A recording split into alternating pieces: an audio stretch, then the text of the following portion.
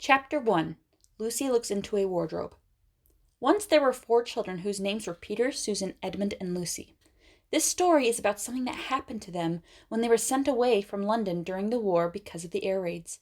They were sent to the house of an old professor who lived in the heart of the country, 10 miles from the nearest railway station and 2 miles from the nearest post office.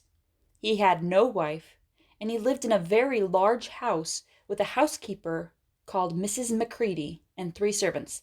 Their names were Ivy, Margaret, and Betty, but they do not come into the story much. He himself was a very old man with shaggy white hair, which grew over most of his face as well as on his head, and they liked him almost at once.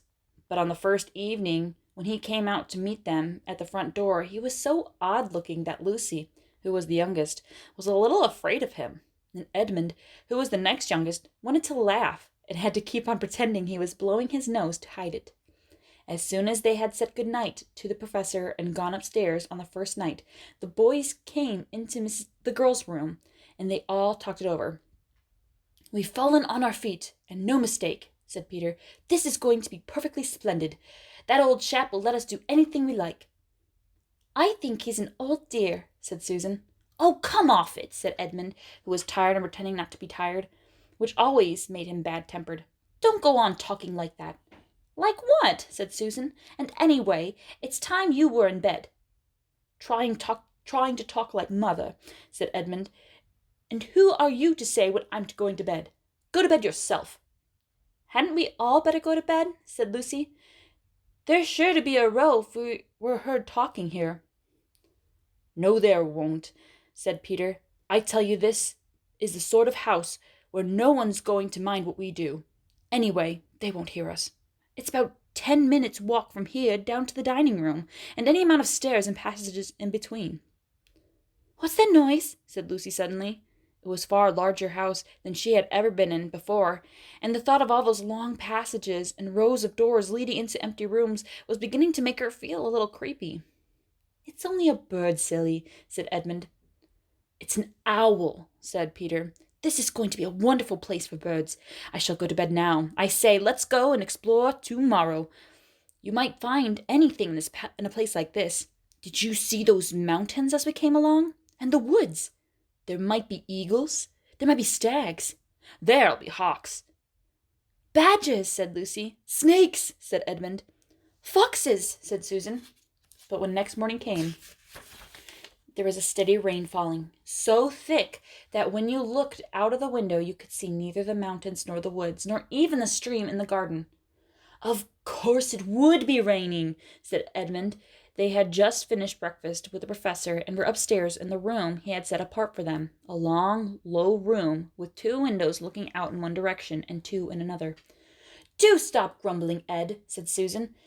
10 to 1 it'll clear up in an hour or so, and in the meantime we're pretty well off. There's a wireless and lots of books." "Not for me," said Peter. "I'm going to explore the house." Everyone agreed to this, and that was how the adventures began. It was the sort of house that you never seemed to come to the end of, and it was full of unexpected places. The first few doors they tried led only to spare bedrooms, as everyone had expected that they would, but soon they came to a very long room full of pictures, and there they found a suit of armor, and after that was a room all hung with green, with a harp in one corner. Then came 3 steps down and 5 steps up, then a kind of little upstairs hall and a door that led out onto a balcony, and then a whole series of rooms that led into each other and were lined with books, most of them very old books and some bigger than a Bible in a church.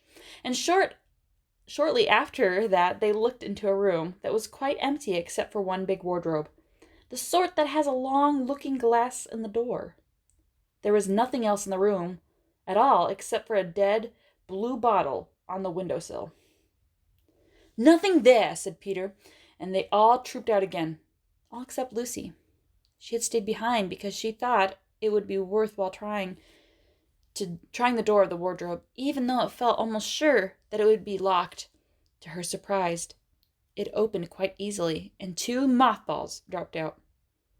Looking into the inside, she saw several coats hanging up, mostly long fur coats.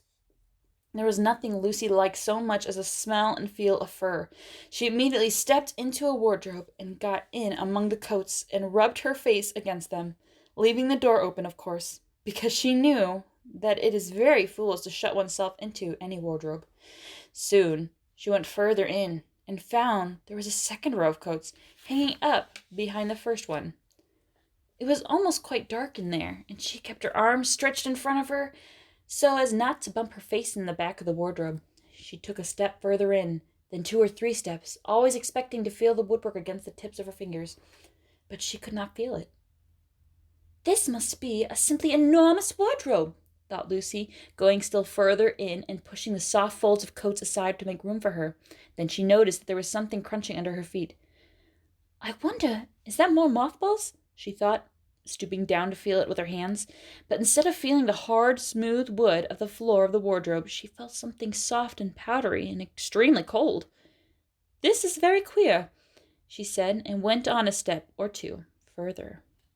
Next moment she found that she was rubbing against her face, and her hands was no longer soft fur, but something hard and rough and even prickly.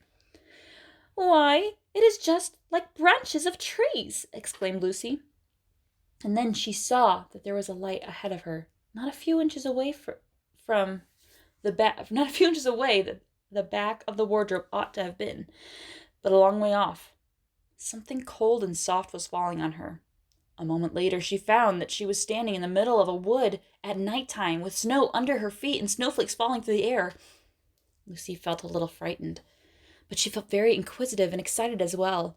She looked back over her shoulder, and there, between the dark tree trunks, she could still see the open doorway of the wardrobe and even catch a glimpse of the empty room from which she had set out. She had, of course, left the door open, for she knew that it was quite silly to shut oneself into a wardrobe. It seemed to be still daylight here. "I can always get back if anything goes wrong," thought Lucy. She began to walk forward, crunch, crunch, over the snow and through the wood towards the other light. In about 10 minutes she reached it and found that it was a lamp-post. As she stood looking at it, wondering why there was a lamp-post in the middle of the wood, and wondering what to do next, she heard a pitter-patter of the feet coming towards her. And soon after that a very strange person stepped out from among the trees into the light of the lamp-post.